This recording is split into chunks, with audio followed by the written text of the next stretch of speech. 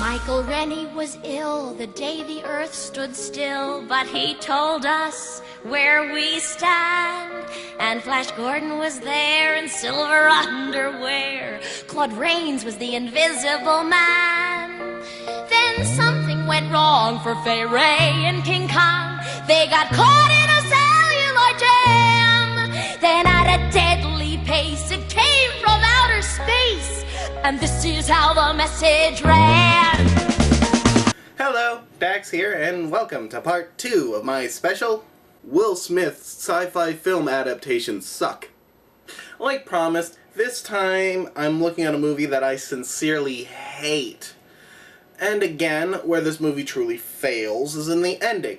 So I'm gonna throw up the Snape alert here and tell you the name. iRobot. You don't need me to tell you how much this movie failed. It's pretty common knowledge that it sucks like a black hole, but I thought I'd give you my appraisal on it. On paper, this sounds like it would be an amazing film. It's based off a classic work of science fiction, though admittedly a short story collection, and it's starring an Academy Award nominated actor, Will Smith, and it's directed by Alex Petraeus, who previously directed The Crow and Dark City. I don't know where this movie failed.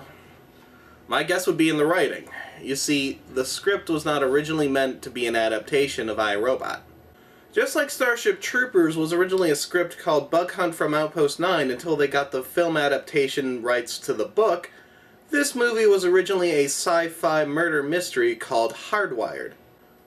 What's more egregious about this is that Harlan Ellison wrote a script based on the book over 20 years prior, but it was unfilmable at the time due to the special effects it would have needed. And Isaac Asimov himself approved of this script. So let's get this out of the way. This is not iRobot.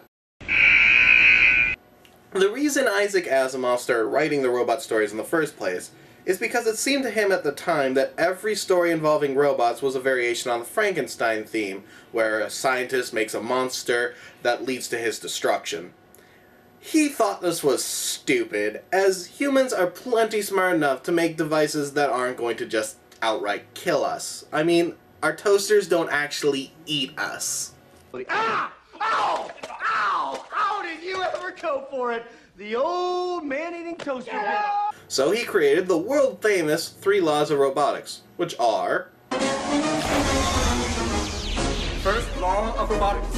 A robot may not injure a human being, or through inaction cause a human being to come to harm. Second law.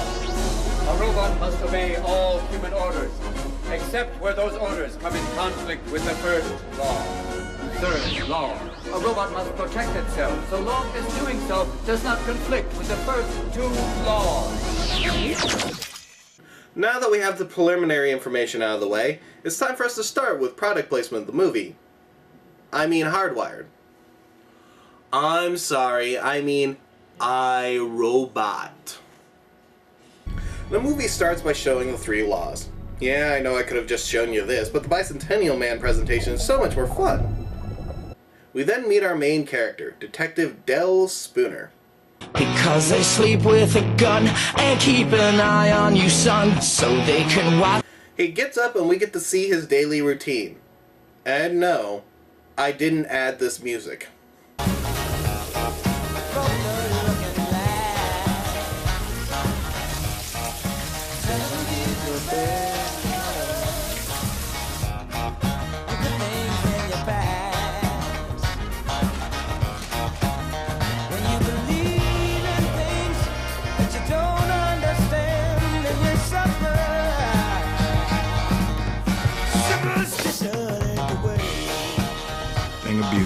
Who would spend so much time and energy showing off their shoes, even if they are the amazing and original Converse Chuck Taylors?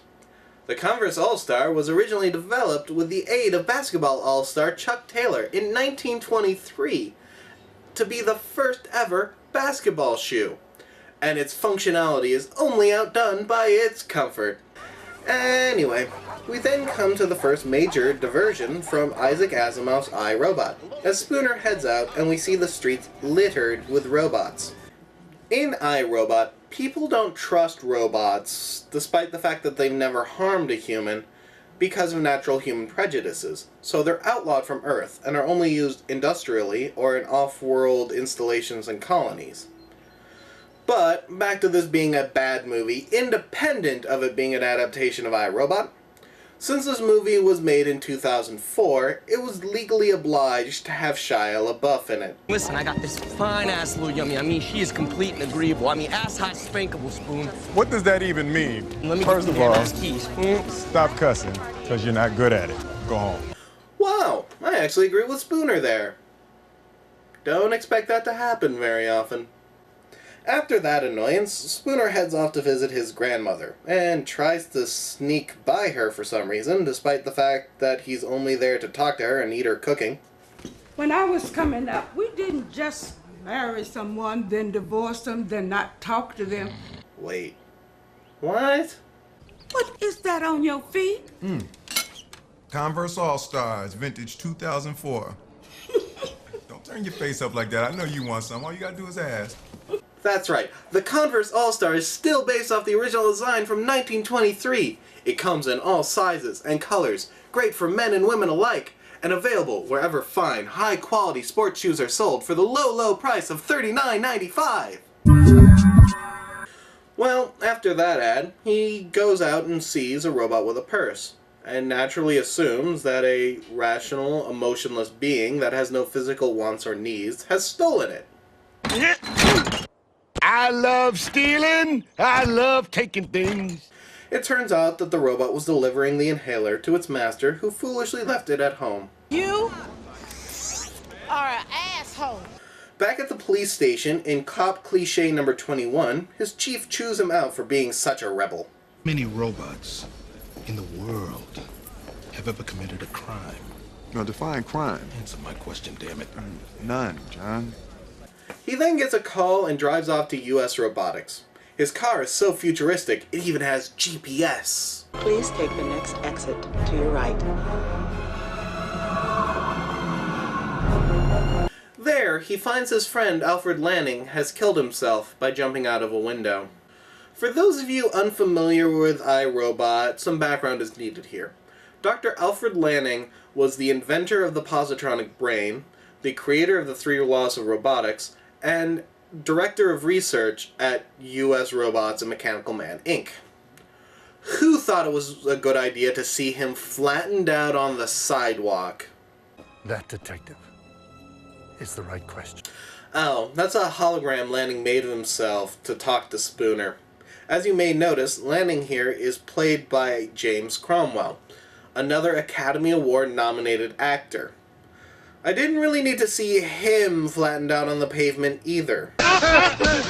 If I was saddened by Alfred Lanning's suicide, or by the fact that co-founder of USR, Lawrence Browning, is shown through a villainous light through this film, it is nothing compared to my feelings about the portrayal of this next character.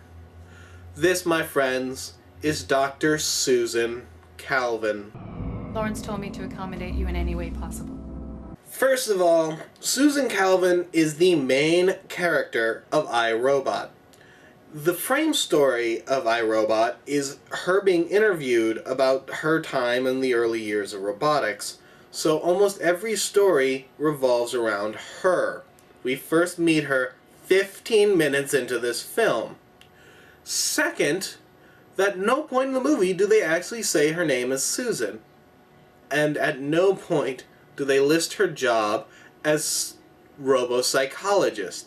Instead, she describes her job as... I make the robots seem more human. Well, at least she doesn't put up with this Johnny-come-lately character of Del Spooner any more than I do. I'm sorry, are you being funny? I guess not. Huh. Once again, we agree completely. We now meet Vicky, the machine in this movie. Again, for those of you who didn't read iRobot, machines were large positronic brains, i.e. robots, that were put in charge of communities because they could run them more efficiently than humans could. They were not given absolute control, or even the insane level of control that Vicky here seems to have, but they were in charge. Speaking of which, we now meet the best and most relatable character in this entire movie, a robot!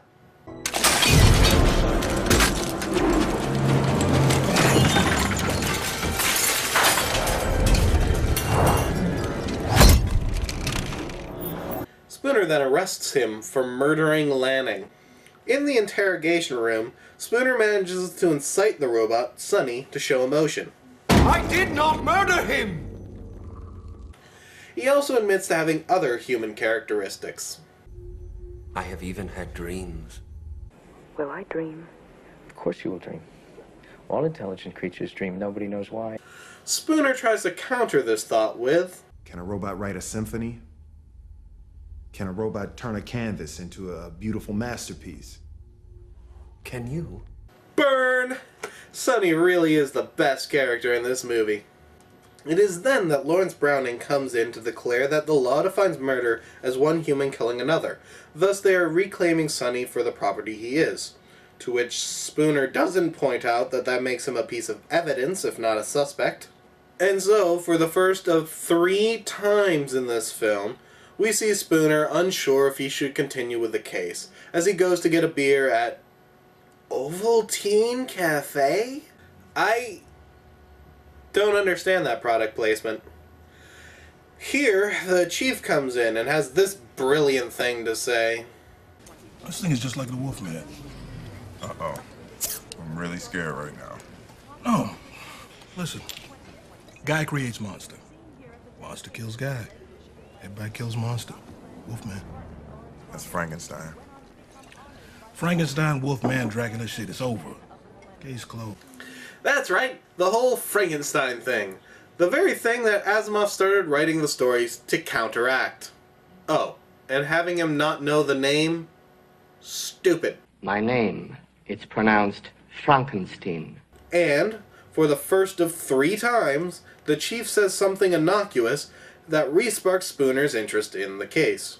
Face it, with all the rocks you've been looking under to find a bad robot, what are the odds you'd be the guy to find one?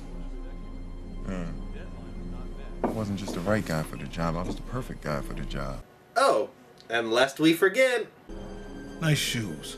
You mean these classic Converse Chuck Taylors? These works of art are hand-stitched by Nepalese monks who use them for meditation. They are considered the footwear of the gods by certain tribes in Papua New Guinea. It is said that if a man enters such a tribe wearing chucks, he will have every other stitch of clothing he's wearing stripped off him by the chief's daughter, and be ravaged by any of the young maidens of the tribe of his wish. When archaeologists of the future discover our society, it will be by discovering the Chuck Taylor All-Stars that they will realize what greatness our society achieved. Anyway, Spoonie decides to go check out Lanning's home, where he discovers that it's hooked up to USR through Vicky, and he watches a speech Lanning made about the laws of robotics. There have always been ghosts in the machine.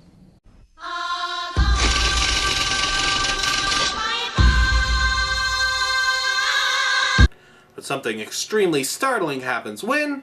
Robot's brain, when it ceases to be useful.